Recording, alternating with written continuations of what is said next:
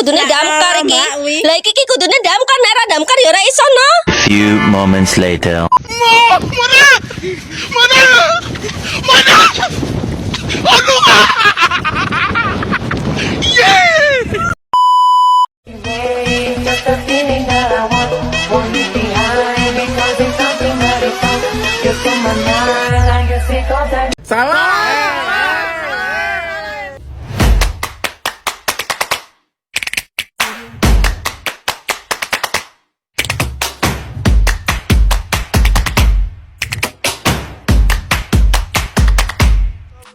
Assalamualaikum warahmatullahi wabarakatuh.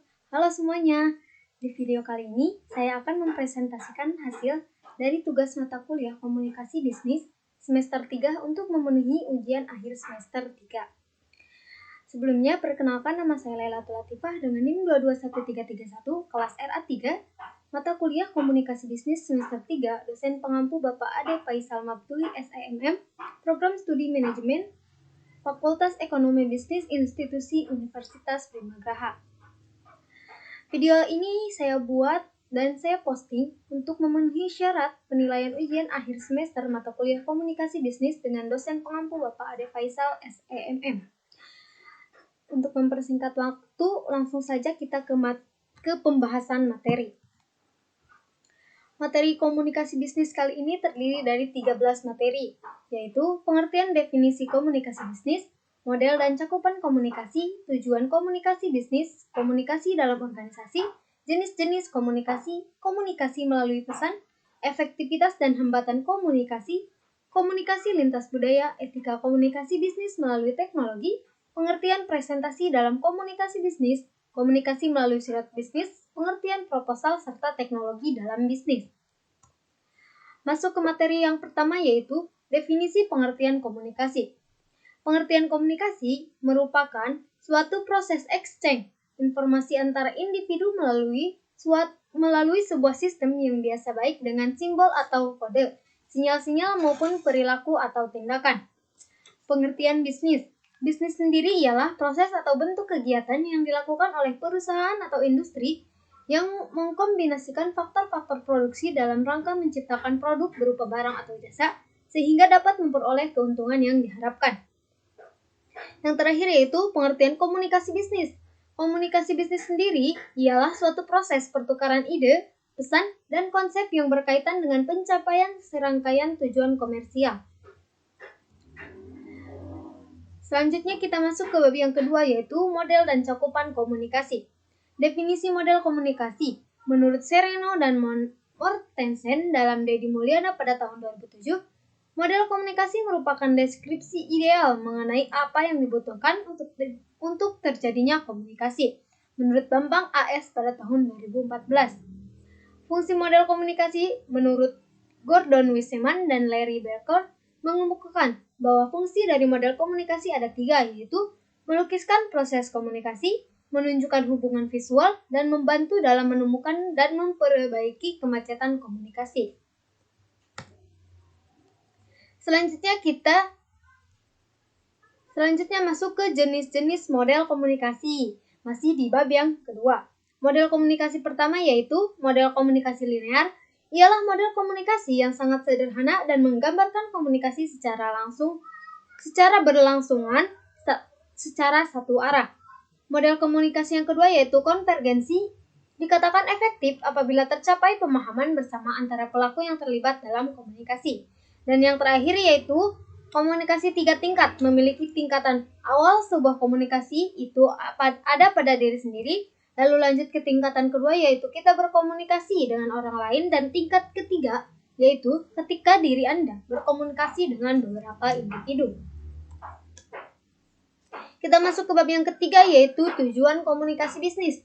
Tujuan komunikasi bisnis terdiri dari 8, yaitu untuk mempertahankan hidup, kerjasama, personal, sosial, praktis, ekonomis, informasi, serta bermain. Fungsi komunikasi. Yang pertama yaitu memberikan informasi, yang kedua menyampaikan pendapat, yang ketiga melakukan interaksi dengan orang lain, yang keempat menambah wawasan dan pengetahuan, yang kelima menjaga tali silaturahmi, yang keenam mengekspresikan emosi, dan yang terakhir yaitu mengambil keputusan yang hebat. Selanjutnya kita masuk ke bab yang keempat, yaitu komunikasi dalam organisasi. Definisi komunikasi organisasi ialah suatu proses penyampaian pesan atau informasi dari suatu pihak ke pihak yang lain dengan tujuan tercapai persepsi atau pengertian yang sama. Berarti, dalam hal ini, komunikasi dalam organisasi merupakan hal yang paling penting karena komunikasi bagian penting dari organisasi.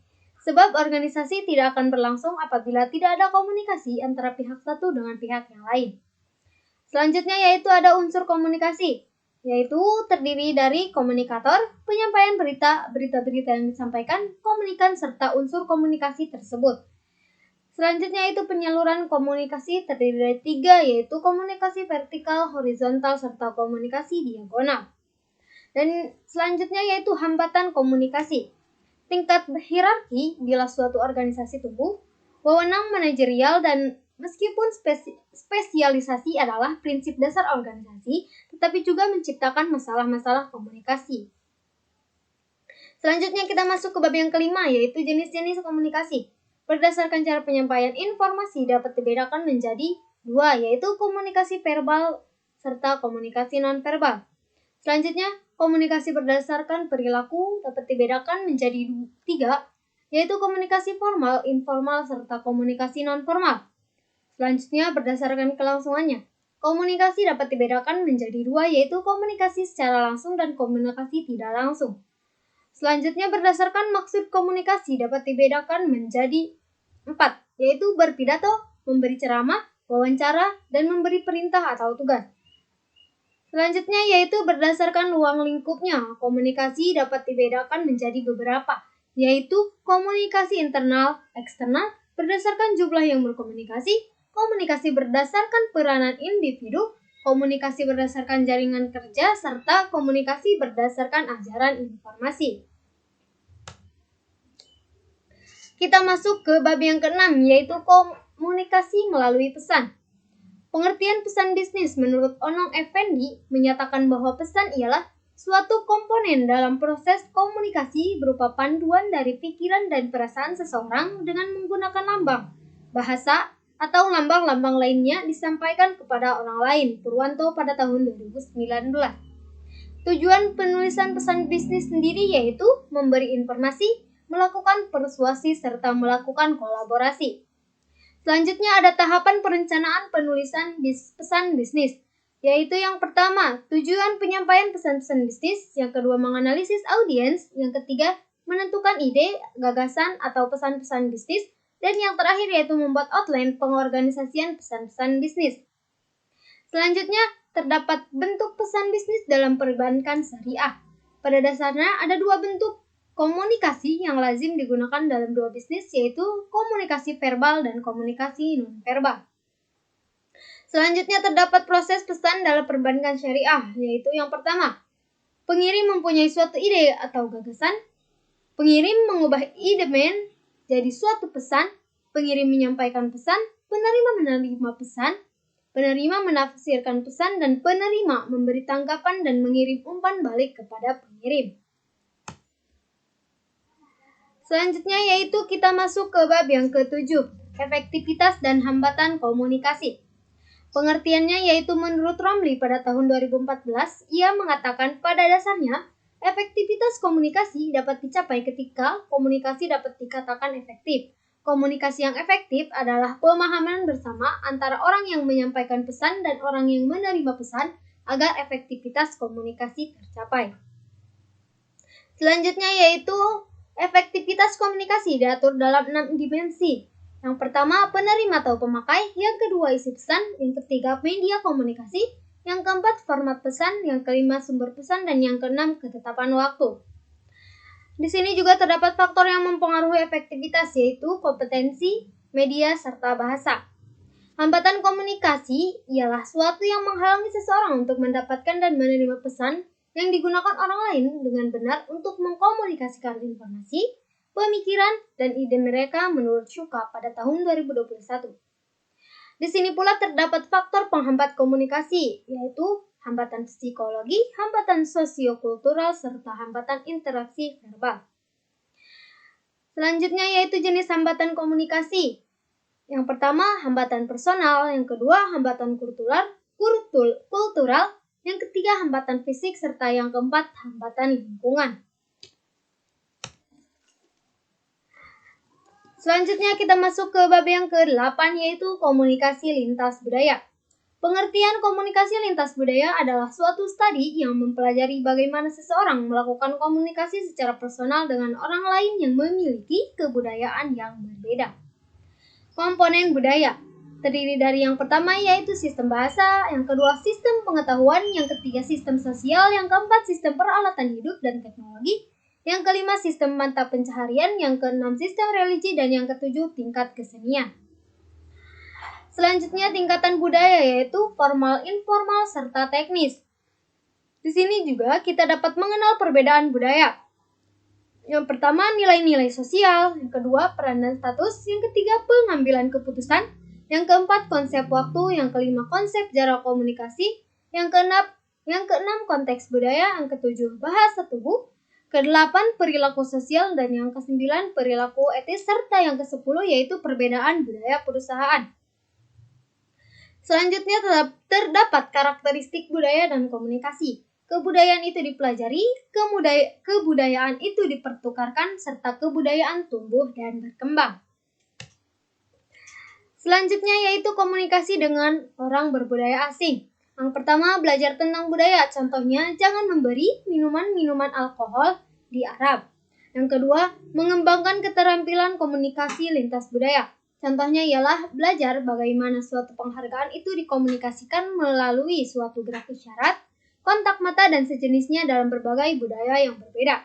Serta yang terakhir yaitu negosiasi lintas budaya. Selanjutnya, pembentukan budaya dan cara berkomunikasi, yaitu faktor internal, eksternal, ekosistem, faktor biologis, faktor habitat alam, faktor demografis, serta faktor isolasi dan kontak antar budaya.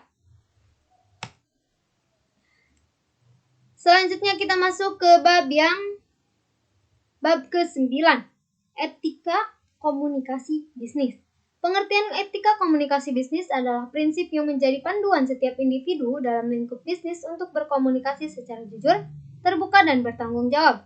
Etika ini memastikan bahwa setiap bentuk komunikasi yang dilakukan memiliki dampak yang positif pada semua pemangku kepentingan, karyawan, masyarakat, dan semua pihak terkait secara keseluruhan. Selanjutnya yaitu prinsip utama etika komunikasi bisnis, kejujuran dan kehandalan, transparansi dalam komunikasi, penuh perhatian dan empati, serta menghormati kepentingan semua pihak. Selanjutnya terdapat dampak positif etika berkomunikasi bisnis, yaitu yang pertama membangun kepercayaan dengan pelanggan dan karyawan, yang kedua meningkatkan citra dan reputasi perusahaan, yang ketiga mendukung pertumbuhan dan kelanjutan bisnis, serta yang keempat meningkatkan hubungan dengan pihak eksternal. Selanjutnya terdapat tantangan dalam penerapan etika komunikasi bisnis, yaitu teknologi dan etika komunikasi, komunikasi dalam krisis, serta mengatasi tekanan untuk kesuksesan bisnis. Selanjutnya kita masuk ke bab yang 10, presentasi dalam komunikasi bisnis. Pengertian presentasi sendiri merupakan penyajian suatu pemikiran, ide, produk, program, atau layanan. Dalam prakteknya, presentasi akan dilakukan pemateri dalam suatu forum atau diskusi. Bisa dimaksudkan juga dengan kegiatan berbicara di depan umum secara lisan maupun komunikasi verbal. Pada dunia bisnis, kegiatan presentasi akan berkaitan dengan pengembangan produk baru, pengajuan usulan proyek baru, perluasan pasar, dan lainnya. Inilah mengapa presentasi bisnis membutuhkan persiapan yang matang agar bisa mencapai tujuan bisnis dengan efisien. Selanjutnya terdapat jenis-jenis presentasi. Yang pertama, presentasi impromptu atau dadakan. Yang kedua, presentasi manuskrip atau naskah. Yang ketiga, presentasi memoriter atau hafalan. Dan yang terakhir, presentasi extempore, presentasi yang sudah dipersiapkan. Selanjutnya terdapat tujuan presentasi. Yang pertama, menginformasikan pesan-pesan bisnis kepada audiens. Yang kedua, menghibur audiens. Yang ketiga, menyentuh hati audiens serta memotivasi audiens untuk bertindak sesuatu. Selanjutnya terdapat persiapan dasar presentasi dalam komunikasi bisnis.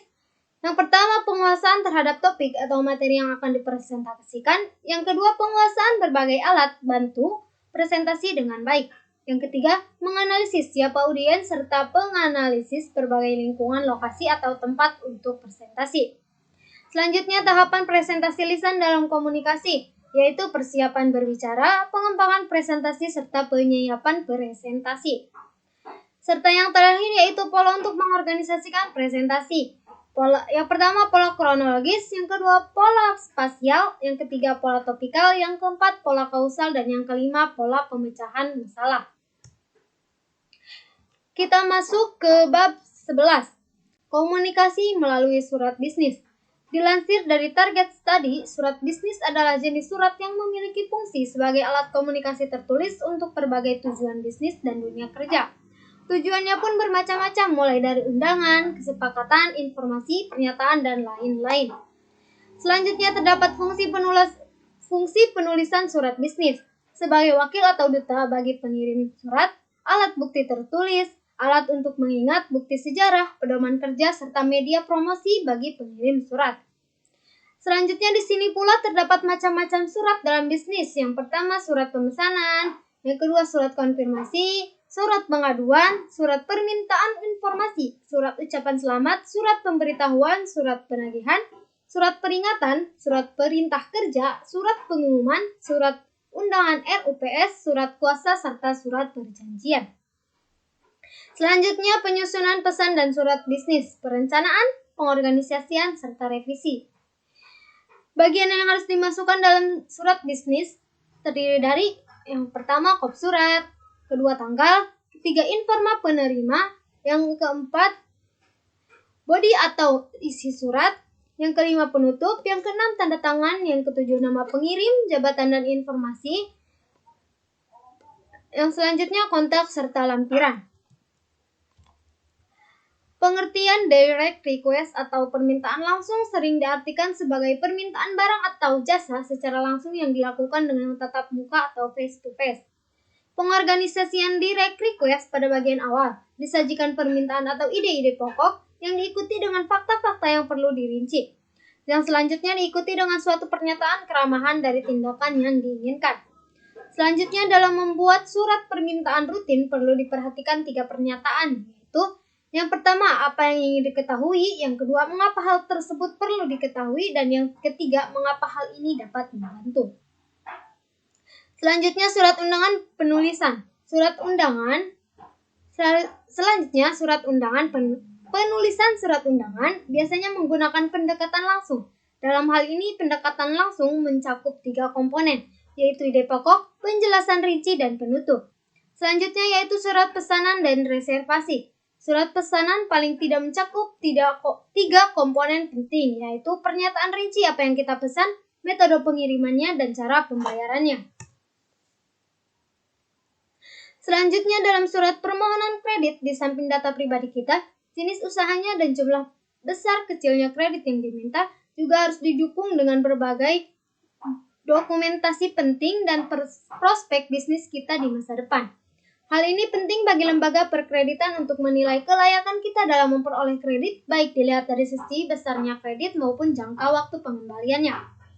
Kelebihan surat bisnis, yaitu pertukaran informasi terkait bisnis, penyampaian informasi, memperluas pasar, menjalin hubungan bisnis, biaya rendah, membangun niat baik dan citra, serta memelihara catatan dan referensi. Kekurangan surat bisnis sendiri, yaitu struktur formal, medianya lama, bahasa yang rumit, membutuhkan waktu, kerahasiaan, mahal, dan tidak ada tanggapan yang segera. Selanjutnya kita masuk ke bab 12, yaitu pengertian proposal. Proposal adalah rencana yang ditulis secara sistematis, terperinci, dan formal mengenai rancangan suatu kerja atau kegiatan. Teks proposal berisi mengenai program kerja dan bagaimana teknis pelaksanaannya.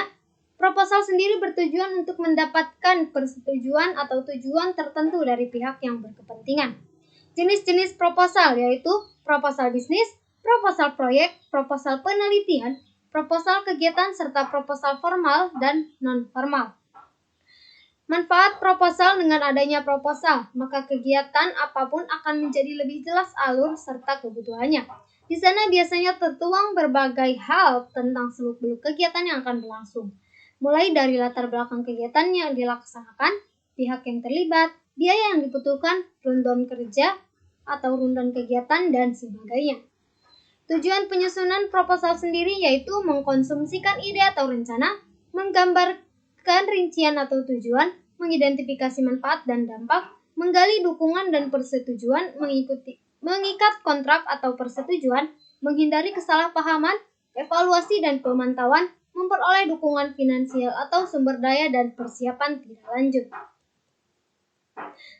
Baik, di sini kita masuk ke bab yang terakhir yaitu bab 13 tentang teknologi dalam komunikasi bisnis. Komunikasi bisnis merajuk pada proses pertukaran informasi, gagasan, dan data antara berbagai pihak yang terlibat dalam konteks bisnis. Ini termasuk komunikasi internal antara karyawan di dalam organisasi serta komunikasi eksternal dengan pelanggan, pemasok, mitra bisnis, dan pemangku kepentingan lainnya. Selanjutnya proses komunikasi bisnis yaitu pengirim pesan, pesan media atau saluran komunikasi, penerima pesan, serta umpan balik. Selanjutnya terdapat faktor-faktor penting dalam komunikasi bisnis, yaitu kejelasan pesan, kecermatan dalam penggunaan media, konteks organisasi, budaya perusahaan, dan kompetensi komunikasi. Selanjutnya terdapat pula tujuan komunikasi. Yang pertama yaitu pengiriman informasi, yang kedua pengaruh keputusan, yang ketiga pemberian petunjuk, yang keempat membangun hubungan, dan yang kelima peningkatan efisiensi operasional.